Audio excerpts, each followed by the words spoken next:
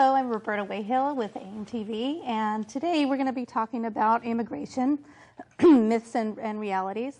In the studio today, I have a guest, Joel Felipe Rodriquez Flores, and he's the co-chair of the Pueblo Action Fund.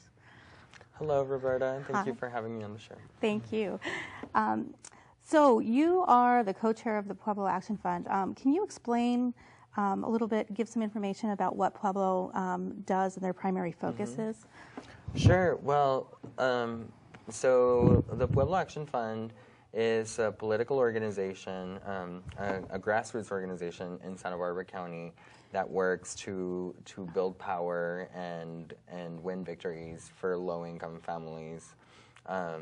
And we work to address different issues related to social, economic, and environmental justice. And we focus a lot on leadership development and empowering people in the community. So Pueblo Action Fund does a lot of political work and lobbying and advocacy and electoral work. So this year we also have grassroots committees. We have an elections committee, and we have immigration committees in North and South Santa Barbara County that are composed of just local residents who are interested in getting involved and helping to make a change in the community on issues that affect them and that they. So part of the empowerment would be giving them the tools to work with their local government and giving just letting them know what their rights are and how they interact with local government. For instance, town hall meetings, and what else would they be doing with that?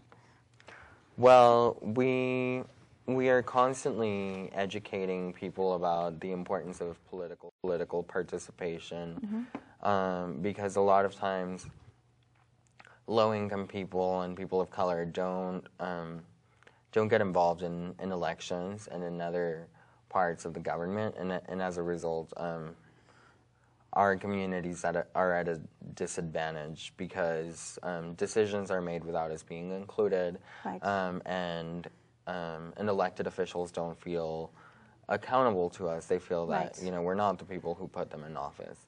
Because the people are not voting, therefore they don't have to win them over. Yeah, exactly. So Pueblo Action Fund works very hard to mobilize those kinds of voters, and we do it again and again. And we have people who have been committed community leaders for years, and they go and talk to their neighbors every election. So we do that kind of work. And lately we've also been trying to educate the community about how local government agencies work, how some of the boards and commissions, the importance of getting involved with local politics, because we feel like sometimes that information is not really available to the general public. Right. Unless people have some sort of in. So yeah, we're doing those kinds of educational events, but we also have a sister organization, Pueblo, that does a lot more educational work, and works on a variety of economic justice focused issues. But yeah, have you seen any kind of statistics as far as the growing numbers of voter participation within your communities that you're dealing definitely. We've been able to make a correlation, and it really makes sense, if you think about it. But between our work and people getting out to vote, and one example is the last city council election in Santa Barbara, which was the first male-only election, and it was something that was very confusing for a lot of people, because a lot of people were just used to going to the polls, thought that that was just the way it was going to be, and we really were the only people on the ground going door to door, or calling people at home, letting them know about the new format that the city was implementing for the election. And at first, the turnout for the election was low, and as we started to work and engage people, and letting people know that the vote had to be by mail, the turnout went up a lot, and we had, I think, 115 volunteers. So that was a lot of people, participating, and a lot of people that we talked to as a result. So. Oh, that's great. So some of the primary focuses that that Pueblo has been involved with, I know there's been public transportation. You've actually made victories in that category, the living wage, affordable housing, and one of the top, I think, one of the things that you guys are really involved with too is the immigration. The idea of immigration reform. So with that, can you talk about immigration reform, like what is happening in government right now with that? Yeah, absolutely. Well, immigration reform is really something that has been necessary in this country for a long time, and there's been several unsuccessful attempts to make it happen in the past couple of years, and I think a lot of that legislation wasn't really good for immigrants. But right now, it is particularly urgent. The situation is that in communities all over the country, and right here in Santa Barbara County, families are being separated because every day, parents will be deported, will be separated from their U.S.-born children. People can't get jobs because they don't have Social Security numbers, or they will be fired because there's been a program implemented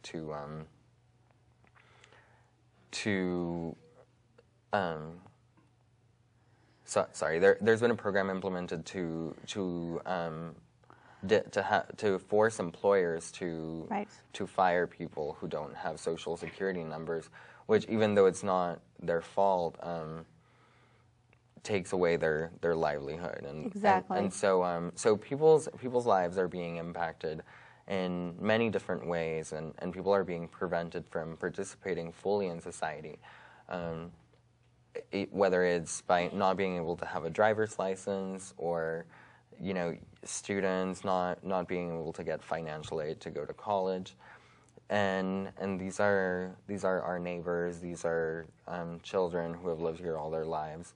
So and I think too, the fear from employers is they are getting very stiff penalties in regards to hiring people that are not documented or cannot comply with the I-9 process.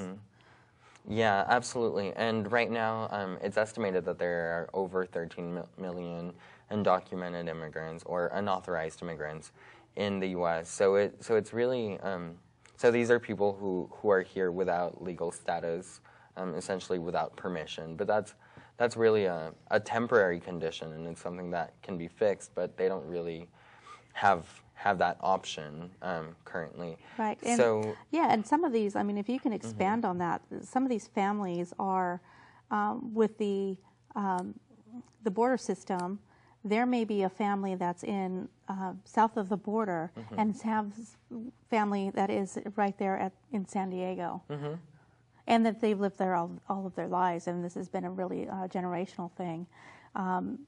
It hasn't been that long that the border's been there, and they are still, family members of ours up here, and they're tribal people, they're indigenous people to this continent.